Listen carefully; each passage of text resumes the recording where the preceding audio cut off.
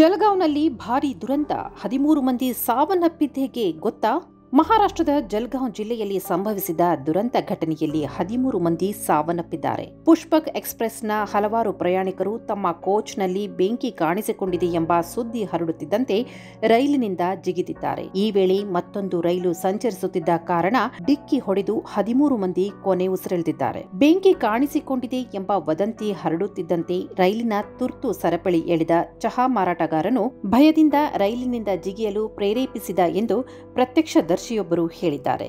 ಲಕ್ನೋ ಮುಂಬೈ ಪುಷ್ಪಕ್ ಎಕ್ಸ್‌ಪ್ರೆಸ್‌ನಲ್ಲಿದ್ದ ಪ್ರಯಾಣಿಕರು ಬೆಂಕಿಯ ಭಯದಿಂದ ತಮ್ಮ ಕೋಚ್‌ಗಳಿಂದ ಹಾರಿ ಪಕ್ಕದ ಟ್ರ್ಯಾಕ್‌ನಲ್ಲಿ ಹಾದು ಹೋಗುತ್ತಿದ್ದ ಕರ್ನಾಟಕ ಎಕ್ಸ್‌ಪ್ರೆಸ್‌ಗೆ ಸಿಲುಕಿದಾಗ ಈ ಅಪಘಾತ ಸಂಭವಿಸಿದೆ. ಟೀ ಮಾರಾಟಗಾರನೊಬ್ಬ ರೈಲಿಗೆ ಬೆಂಕಿ ಹಬ್ಬಿದೆ ಎಂದು ಕೂಗಲು ಶುರು ಮಾಡಿದ. ತುರ್ತು ಸರಪಳಿ ಎಳೆದ. ರೈಲು ನಿಧಾನವಾಗುತ್ತಿದ್ದಂತೆ ಪ್ರಯಾಣಿಕರು ತಮ್ಮ ಪ್ರಾಣವನ್ನು ಉಳಿಸಿಕೊಳ್ಳುವ ಪ್ರಯತ್ನದಲ್ಲಿ ಜಿಗಿಯಲು ಪ್ರಾರಂಭಿಸಿದರು. ಕೆಲವರು ಬೆಂಗಳೂರು ಎಕ್ಸ್‌ಪ್ರೆಸ್ ಹಾದು ಹೋಗುತ್ತಿದ್ದ ಟ್ರ್ಯಾಕ್‌ಗೆ ನೇರವಾಗಿ ಹಾರಿ ಮತ್ತು ದುರಂತವಾಗಿ ನುಜ್ಜುಗುಜ್ಜಾಗಿ ಪ್ರಾಣ ಕಳೆದುಕೊಂಡರು ಎಂದು ಪ್ರತ್ಯಕ್ಷದರ್ಶಿಗಳು ಮಾಹಿತಿ ನೀಡಿದ್ದಾರೆ.